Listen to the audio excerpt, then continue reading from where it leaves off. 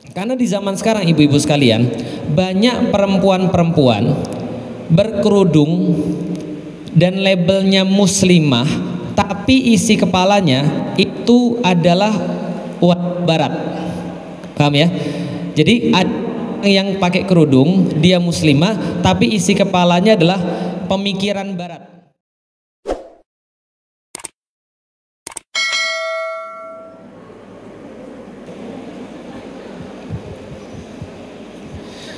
Baik, bismillahirrahmanirrahim. Assalamualaikum warahmatullahi wabarakatuh.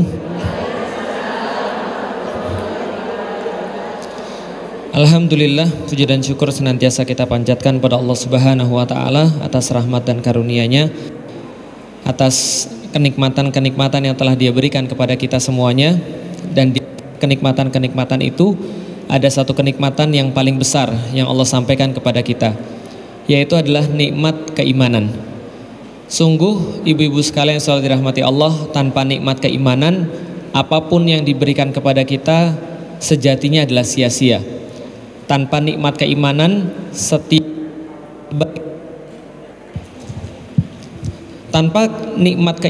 setiap hal-hal baik yang kita rasakan itu adalah tambahan daripada dosa, tambahan daripada keburukan. Dan dengan keimanan itu, maka setiap hal-hal yang baik yang terjadi pada kita itu bisa menjadi pahala, bisa menjadi bekal kita untuk berjumpa dengan Allah Subhanahu wa taala. Misal, ada orang yang punya uang, ada orang yang punya harta. Kalau dia tidak diberikan nikmat keimanan, maka hartanya itu semakin bertambah, malah akan semakin menjerumuskan dia ke dalam keburukan. Ada orang punya keluarga, punya istri, punya anak, tapi nggak punya keimanan, maka istri dan anaknya itu hanya akan menarik dia kepada keburukan, kesengsaraan. Ada orang punya nikmat jabatan misalnya, tapi kalau dia tidak dibarengi dengan nikmat keimanan, maka jabatan itu pasti akan menghantarkan dia pada sesuatu kejahatan juga. Maka nikmat yang paling besar yang Allah sampaikan kepada kita sebenarnya adalah nikmat keimanan.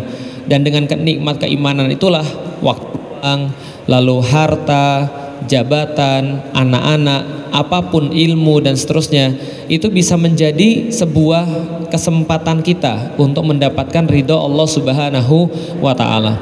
Maka apapun boleh lepas, Bapak Ibu sekalian, apapun boleh hilang, kecuali adalah keimanan. Makanya kita senantiasa memohon kepada Allah, wala tamutunna illa wa antum muslimun. Allah sampaikan, janganlah kemudian kalian mati, meninggalkan dunia ini sedangkan kalian masih menjadi orang yang muslim, karena itulah yang paling berarti buat kita. Maka ibu-ibu sekalian, jangan sampai kita juga salah kehidupan ini. Contoh misalnya, saya pernah ketemu dengan orang tua yang kecewa ketika anaknya itu tidak jadi PNS. Saya pernah ketemu dengan orang tua yang juga kecewa ketika anaknya itu nggak pergi ke luar negeri, sementara anak-anak yang lain itu tetangga-tetangganya pergi ke luar negeri. Itu orang tuanya kecewa. Saya pernah mendengarkan curhat seorang orang tua yang merasa sedih ketika anaknya itu kok ya hidupnya susah terus di dunia, kayak nggak punya rumah, ngontrak terus. Tapi sebenarnya itu bukan sedih.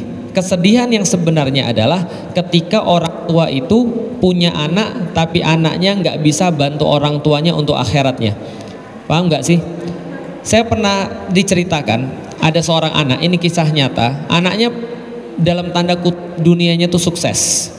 Jadi pergi ke luar negeri, gajinya nggak usah ditanya, sudah 3 digit. Jadi bukan puluhan juta lagi, udah ratusan juta. Tinggalnya di luar negeri, mobilnya bagus, rumahnya bagus di luar negeri. Suatu hari bapaknya wafat.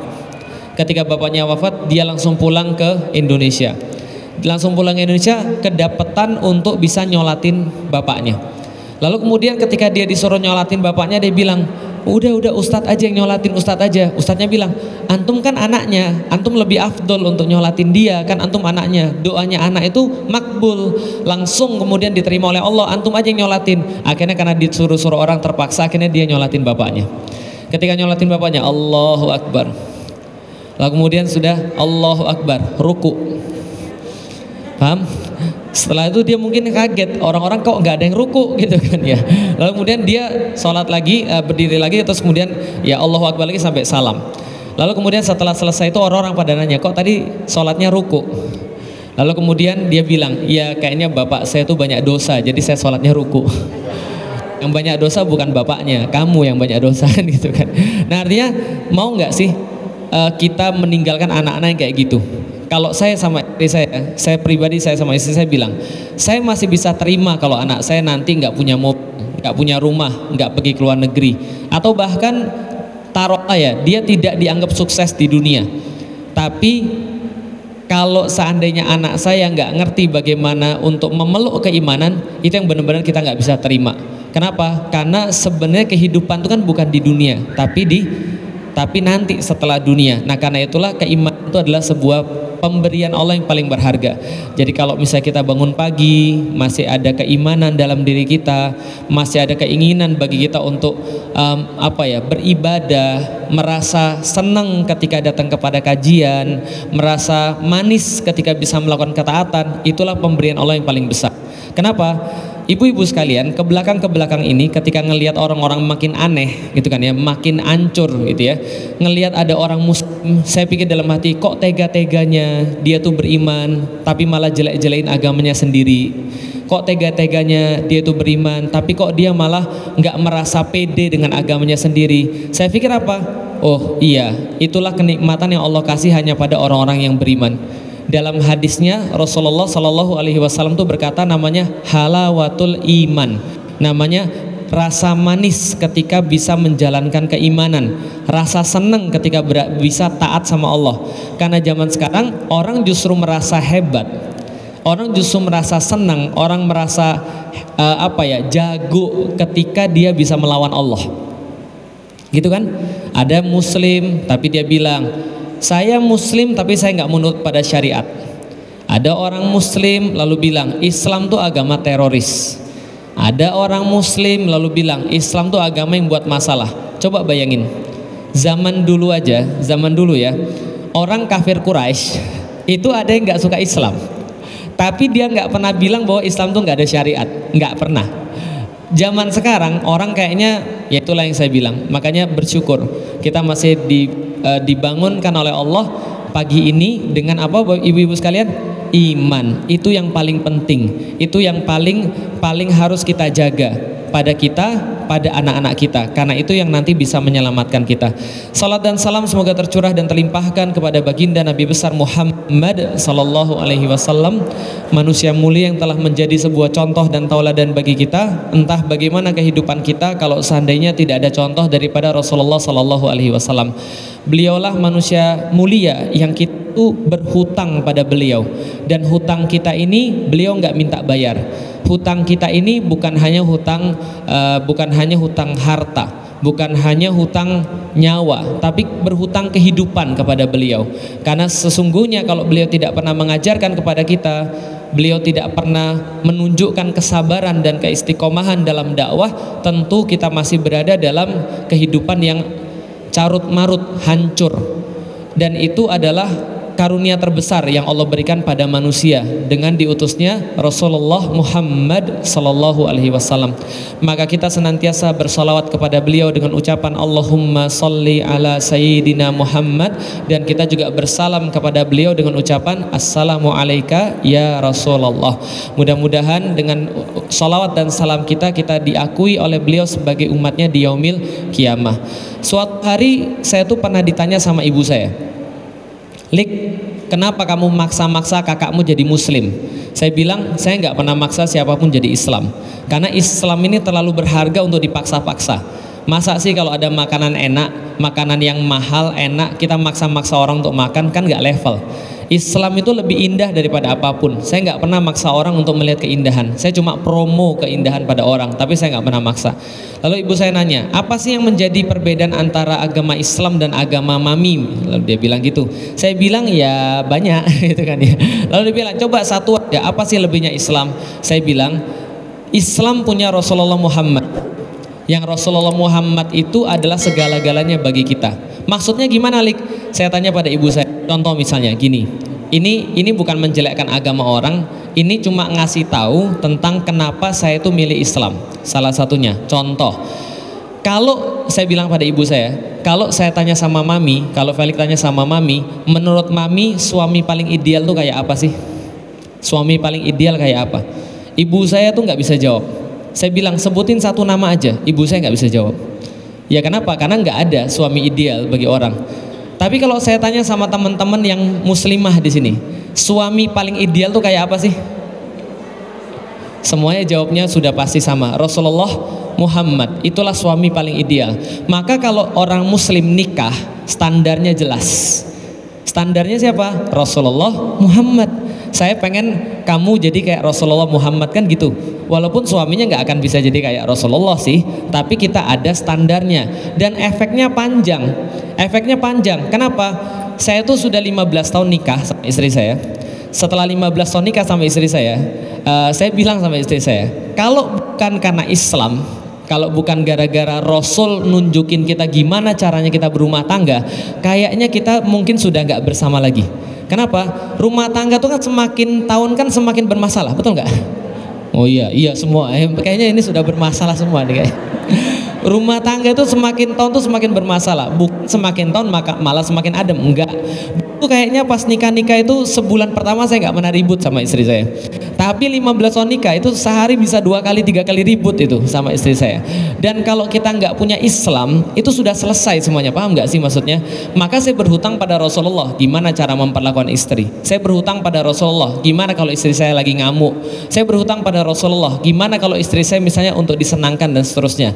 Itu baru urusan pernikahan, belum urusan ekonomi, belum urusan keluarga, belum urusan pemerintahan, belum urusan kehidupan dan seterusnya. Maka kita semua berhutang pada Rasulullah Sallallahu Alaihi Wasallam dalam banyak hal. Maka saya bilang, ketika saya itu berdakwah lalu dibilang radikal, saya bilang gini, kalau Anda bilang saya radikal, Anda telat. Kenapa? Saya udah radikal dari dulu.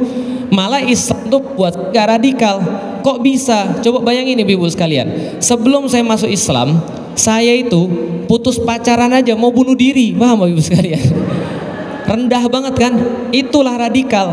Radikal itu adalah tidak mikir gitu loh maksudnya. Putus pacaran aja bunuh diri. Zaman sekarang banyak gak orang kayak gitu? Banyak. Orang gak mikir tuh banyak. Islam itu justru buat saya mikir. Islam tuh buat saya tenang. Islam tuh buat bisa untuk mengendalikan diri saya. Artinya kalau bilang saya radikal, telat. Saya radikal udah sebelum Islam dulu gitu maksudnya. Nggak mikir tuh kan radikal. Paham nggak sih maksudnya? Nah maka ketika saya sudah masuk Islam, Islam tuh memberikan saya banyak sekali kemudian ya ketenangan, masa depan. Ketika saya disampaikan sama orang, Lik, kamu nggak takut frontal terus mengkritik ini dan itu? Saya bilang gimana? Saya itu secara pribadi nggak punya takut lagi. Kenapa? Karena Islam tuh yang justru membuat saya tuh jadi hidup. Boleh? Hidup. Nah, malah mati ya gitu. Oke, Islam tuh yang membuat saya tuh jadi hidup gitu loh. Jadi artinya kalau seandainya Islam tuh mau diminta pada saya untuk nggak disampaikan, bagi saya tuh lebih berat daripada saya mati sekalian gitu maksudnya. Nah artinya ya balik lagi kita terhutang banyak kepada Rasulullah Sallallahu Alaihi Wasallam. Dibandingin Rasulullah hidup kita ini apa sih? Dibandingin Rasulullah yang dilemparin sampai kakinya berdarah, kita jauh daripada itu. Kita ngisi kemana-mana malah dikasih minum, dikasih makan dan seterusnya. Tapi Rasulullah jauh daripada itu. Maka hutang kita pada Rasulullah itu hanya bisa kita bayar dengan cara apa? Menepati setiap ucapan-ucapan kita kurang lebih dimaksimalkan sama kayak Rasulullah, walaupun nggak mungkin sama. Perbuatan kita maksimalkan sama kayak Rasulullah Sallallahu Alaihi Wasallam, walaupun nggak mungkin sama, gitu kan ya. Saya pernah ketemu sama Robbi, beliau cerita tentang bagaimana hari-harinya beliau. Jangankan kayak murabbi aja susahnya minta ampun gitu kan ya, apalagi kayak Rasulullah. Tapi ya nggak apa-apa, kita yang penting itu setiap hari mencoba untuk menepati perbuatan dan perkataan kita sama kayak Rasulullah Sallallahu Alaihi Wasallam. Baik ibu-ibu sekalian sudah dirahmati Allah, masuk pada materinya. Sudah di depan itu sudah terlihat, judulnya adalah karunia terbaik untuk wanita. Kenapa materi ini saya pilih? Karena saya menyampaikan di depan ibu-ibu yang semuanya adalah wanita. Materi ini untuk siapa? Untuk yang muda, supaya mereka menjalani kehidupan mereka. Karena di zaman sekarang ibu-ibu sekalian, banyak perempuan-perempuan berkerudung dan labelnya muslimah, tapi isi kepalanya itu adalah barat. Paham ya? Jadi ada yang pakai kerudung, dia muslimah, tapi isi kepalanya adalah pemikiran barat, pemikiran yang bukan islami. Contoh, kerudungan sih, lalu kemudian muslimah sih, tapi dia bilang Islam itu adalah agama yang menjajah wanita. Dia bilang Islam itu agama yang gak adil pada wanita. Muslimah sih, dia kerudungan sih, tapi dia bilang di dalam Islam itu agamanya cenderung berpihak pada laki-laki, sehingga Islam tuh kayak membuat wanita tuh lebih rendah. Makanya saya mau ngasih tahu bahwa di Islam justru agamanya paling memberikan kebaikan pada wanita. Nah itu mau saya jelasin, mudah-mudah bagi yang sudah untuk mendakwahkan Islam supaya mereka tahu bahwa Islam ini adalah agama paling cocok buat wanita. Kenapa bisa begitu? Kalau ibu-ibu pergi keluar, orang-orang barat yang nggak suka sama Islam, mereka menyerang Islam dari dua hal. Satu, mereka menyerang Islam dari kata jihad. Yang kedua, mereka menyerang Islam dari kata wanita. Mereka bilang Islam itu agama kekerasan, dan mereka bilang Islam itu agama yang sangat tidak ramah kepada wanita. Itu kalau orang luar. Kemarin ketika saya ke Amerika, itu terus yang orang tanya, kamu muslim, berarti agamamu itu merendahkan wanita ya? Kenapa? Buktinya wanita boleh dipoligami, buktinya wanita harus begini, buktinya wanita harus begitu. Mereka nyerang kita dari segi Islam tuh seolah-olah merendahkan wanita. Yang kedua, orang Islam agama kekerasan, agama perang. Maka hari ini saya mau menjelaskan tentang wanita dulu. Sebelum saya jelasin wanita di dalam Islam, saya mau jelasin dulu wanita di peradaban sebelum Islam. Ini gambarnya agak sedikit nggak bagus, jadi saya tutupin barang-barang yang nggak bagus gitu. Ada yang tahu ini gambar siapa ini? Ada yang tahu gambar siapa? Nggak tahu ya? Wah, ibu-ibu gaul berarti. Ya, ibu-ibu kurang gaul berarti kalau nggak tahu. Belum tahu ini gambar siapa? Ini gambar dewa Zeus. Gambar dewa Zeus, tulisannya Zeus, bacanya Zeus, dan di bawahnya itu adalah anak-anaknya semua. Banyak ya anaknya ya. Kenapa? Karena di dalam peradaban Yunani, cewek-cewek itu tidak lebih dijadikan hanya seperti pabrik untuk produksi anak. Paham sampai di sini? Cewek-cewek itu tidak punya strata yang sama kayak cowok-cowok, karena cewek-cewek di dalam film-film Yunani dan di Eropa cuma dieksploitasi badannya doang. Paham sampai di sini? Contoh, ada yang pernah pergi ke Eropa? Ada yang pernah pergi ke Eropa? Belum. Tapi pernah lihat di TV-TV Eropa kayak apa? Pernah. Banyak patung atau tidak? Patungnya cowok atau cewek? Cewek atau cowok? Cewek. Telanjang atau tidak? Telanjang. Saya pernah pergi ke Eropa dan saya jalan-jalan ke beberapa tempat termasuk gereja, itu ada patung ceweknya di situ telanjang. Yang dieksploitasi adalah tubuhnya wanita, seksualitas. Paham sampai di sini? Itu cara Eropa untuk memperlakukan perempuan. Kalau Anda lihat di film-film, cewek itu kerjanya di mana? Kerjanya di bar, ngelayanin cowok, dan mereka itu seolah-olah ya tidak dihormati, cuma dianggap sebagai mesin produksi wanita. Paham sampai di sini? Contoh lagi misalnya, ini adalah gambar dewa yang lain lagi. Sudah saya katakan karena ini adalah peradaban Eropa, peradaban Yunani itu mereka gambar cewek itu pasti telanjang. Yang sebelah kiri namanya Afrodit, dewi kecantikan. Yang sebelah kanan, yang botak sebelah kanan, lihat ada yang botak sebelah kanan, namanya Hephaestus. Hephaestus ini adalah dewa pembuat senjata. Menurut mitologi Yunani, menurut ceritanya orang Yunani, Afrodit yang merupakan dewi kecantikan, dewi yang paling cantik di antara dewi-dewi yang lain, dinikahkan sama Hephaestus yang paling kanan, dewa pembuat senjata-senjata perang. Dan Hephaestus ini mukanya buruk, mukanya jelek. Saking jeleknya mukanya, ibunya aja nggak mau lihat dia. maka dia disuruh pergi ke gunung berapi untuk buat senjata di situ. Tapi nikah sama cewek yang paling cantik di seantero Kahyangan lah, kira-kira gitulah. Akhirnya apa terjadi? Ceweknya selingkuh sama cowok yang paling maco, namanya Eris, yang sebelah kanan cewek itu namanya Eris. Kisah perselingkuhan ini ada dalam mitologi dewa-dewi Yunani, dan ketika mereka selingkuh tuh disaksikan sama dewa-dewa lain di atasnya, kayak nonton telenovela. Paham ibu-ibu sekalian? Jadi apa cerita-cerita orang Yunani tentang cewek? Selingkuh, cewek itu adalah pemuas seksualnya laki-laki, lalu kemudian cewek itu rendah dan seterusnya. Paham sampai di sini? Berarti kalau kita lihat orang-orang Eropa, keadaan cewek di sana bagus atau nggak bagus? Oke, itu di barat. Gimana kalau di timur? Di timur ya hampir-hampir sama. Itu saya tutupin juga supaya gambarnya nggak jelek gitu ya. Ini ada yang tahu nih gambar apa nih? Ini lagi ngapain? Aktivitasnya lagi ngapain? Ada yang tahu? Lihat nih. Lihat ini. Ini api. Lihat ini. Ada kakek-kakek di situ. Itu suaminya. Suaminya meninggal, karena itulah istrinya harus ikut dibakar. Tradisi ini namanya sati dalam agama Hindu, pembakaran mayat.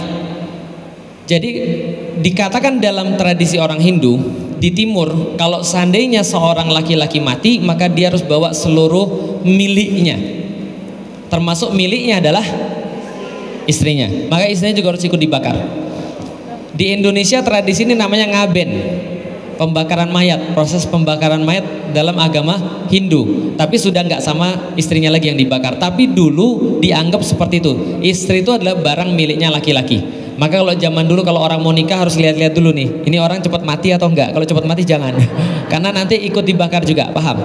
Oke, berarti di dalam agama yang lain juga, contoh kayak di timur kayak gini, kira-kira perempuan itu dihormati atau tidak? Perempuan nggak punya strata, perempuan nggak punya posisi yang bagus, paham ya? Oke, itu di barat dan itu di timur. Pertanyaannya, sebelum datang Islam, perempuan tuh gimana sih? Sebelum datang Islam perempuan gimana? Coba lihat, sebelum datang Islam, perempuan itu di Arab benar-benar nggak dianggap. Kalau lahir dianggap perempuan. Kalau perempuan gimana saya bisa melanjutkan peperangan saya ini? Saya perlu laki-laki, saya perlu orang yang kuat, yang membawa nama saya. Perempuan nggak bisa bawa nama. Maka begitu kemudian perempuan sudah terlalu banyak, maka orang Arab bawa perempuan ini dipendam di pasir, meninggal di situ dalam keadaan teriak-teriak sebagai bayi. Paham teman sekalian? Jadi yang masih merah itu dimasukkan ke dalam pasir. Ketika mereka sudah gede, mereka bisa diperlakukan sesukanya. Bahkan seorang laki-laki bisa menikahi 40 perempuan, bahkan 100 perempuan. Paham ya? Jadi syariat poligami itu datang untuk batasin sebenarnya, bukan untuk nambah. Pikiran kita nambah, kan istri kita banyakkan satu di Indonesia. Tapi kalau di Arab dulu 40, 60, minimal 10, 20. Allah bilang nggak boleh, 4 paling banyak. Jadi untuk ngebatasin sebenarnya. Nah, ini kejadian ini di Arab sama aja. Dan ketika kemudian seorang laki-laki meninggal, itu istrinya bisa diperistri sama anaknya. Ya coba bayangin gini deh, coba bayangin ya. Kalau seorang suami, seorang laki-laki punya 60 istri, ya kan? Berarti kan itu kan umurnya kan akan bervariasi tuh. Dari umur 60 misalnya sampai umur 20 ada. Anaknya sudah umur 30. Ketika kemudian bapaknya meninggal, maka istri-istri bapaknya jadi warisan. Dan warisan itu diwarisi kepada siapa? Anaknya bisa nikahin ibunya. Kalau anaknya nikahin ibunya, punya anak, itu cucu atau anak? Bingung kan? Itu keadaan orang Arab zaman dulu. Bahkan seorang laki-laki boleh pilih suaminya. Jadi contoh nih, laki-laki sudah bersuami, dia pengen sama laki-laki yang lain, dia bersuami lagi laki-laki itu. Dia pengen laki-laki yang lain lagi, dia bersuami lagi. Tiba-tiba dia hamil, anaknya lahir, maka ada majelis. Majelis apa? Majelis penentuan ini anak siapa. Dilihat-lihat, kayaknya kupingnya mirip, kayaknya matanya dia, tapi mulutnya yang itu. Terus gimana ini? Anaknya siapa?